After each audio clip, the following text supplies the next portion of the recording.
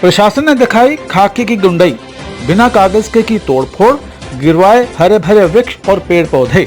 जी हाँ, ये मामला है दयालबाग आगरा का, जहां एसडीएम सदर एम अरुणा मलिक की उपस्थिति और निर्देश पर दयालबाग परिसर की दीवार को तोड़ने की कार्रवाई की गई।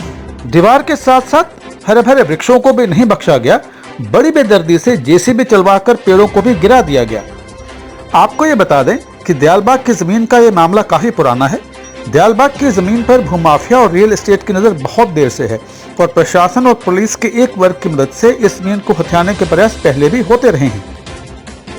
मौजूदा प्रकरण में राधा स्वामी सत्संग सभा की तरफ से कानूनी कार्रवाई तो पहले से ही शुरू कर दी गई थी, लेकिन बिना किसी पूर्व सूचना के एसडीएम सदर का मै फोर्स अचानक आना और बिना किसी लिखित ऑर्डर के तोड़फोड़ की कार्रवाई करना एसडीएम सदर को संदेह के घेरे में खड़ा कर ही देता है। अफसोस की बात यह है कि एसडीएम सदर की तरफ से राधा स्वामी सत्संग सभा को न तो कोई लिखित ऑर्डर दिया गया और न ही उनके पक्ष को सुना गया।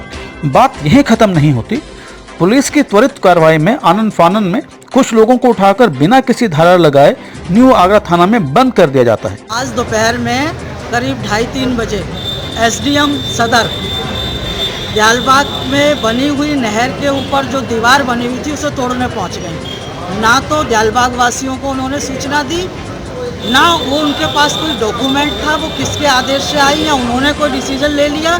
तो दयालबाग के लोगों ने सिर्फ उनसे ये पूछा कि मैडम, आपके पास अगर कोई डॉक्यूमेंट है, हमारे खिलाफ कोई चीज़ है तो आप हमें दे दीजिए, कार्रवाई कर लीजिए, और नहीं तो हमें भी सुनिए। भाई जनता का एक ये तो है कि भाई आप हमारी बात भी सुनिए, अपनी डिसीजन कुछ भी हो, डिसीजन बाद की चीज़ है।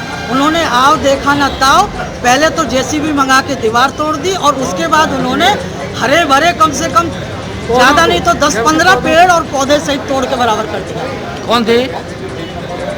एसडीएम सदर आई थी मैं फोर्स के, और उसके बाद लोगों ने कहा कि आप हमें, जब आप आई हैं तो हमें सूचित करिए, क्योंकि वो जगह जो है दयालबाग की ही है, क्योंकि दयालबाग की नहर के साथ उसे कागज़ दिए गए हैं कि दयालबाग की नहर का भी मेंटेनेंस हो और उसके पास की पटरी का भी मेंटेनेंस हो। उसमें ना दयालबाग रह रहा है ना कोई शहर का बाशिंदा रहेगा। वो पटरी नहर की है, वो सिर्फ नहर की सेफ्टी के लिए है। उसमें ज़बरदस्ती सड़क बनाना या इंक्रोचमेंट करना ये आगरा के लोगों का काम हो सकता है, दयालबाग के लोगों का नहीं होता है। बस इस बात नोटिस आपको दिया गया था इस बारे में? नोटिस नहीं दिया। अब किसने चिट्ठी दी है उनको कि इसको तोड़वा दो, वो उन्होंने हमें नहीं बताया, हमें बताया ही नहीं गया। उसके बाद ये तोड़ ताड़ के चली गई। उसके बाद लोग वहाँ से जब चलने लगे, फिर 2 थानों की पुलिस भेजी और जो रास्ते में लोग जा रहे थे उनको पकड़ के बैठा लिया। वो गाड़ियों में थे, उनको गाड़ी से उतारा, पुलिस ने खुद ड्राइव करी गाड़ी और ला के दोपहर में 2:30-3 बजे से यहाँ बैठा रखा। उसमें कहीं भी ऐसी बात नहीं थी दयालबाग वासियों की कि कोई विरोध कर रहा। वो ये कह रहा है आप जिस भी अथॉरिटी से आई हैं हमें भी तो सूचित करिए। और ये 1935 से वो नहर है, वो आज नहीं बनी है। और ये नहर में एनक्रोचमेंट करने का काम शहर में तो हो जाता है, देहात में फिर भी लोग इसका ध्यान रखते हैं। और दयालबाग उसी तरीके से उसको पटरियों को संभाल के रखे। अगर वो पटरी पे एनक्रोचमेंट होगा तो नहर पर भी हो जाएगा, फिर खेती के लिए पानी कहाँ से आएगा। जब पुलिस अधिकारियों से इस बारे में बात की गई तो उन्होंने कोई भी प्रतिक्रिया देने से इनकार कर दिया। देर रात तक चले गतिरोध और विरोध प्रदर्शन के बाद उठाए गए लोगों को तो रिहा कर दिया गया, लेकिन सोचने की बात यह है कि जब प्रशासन में बैठे आला अधिकारी इस तरह से एक तरफा कार्रवाई करेंगे तो सड़क पर चलते आम आदमी के मन में प्रशासन और कानून के प्रति क्या विश्वास रह जाएगा।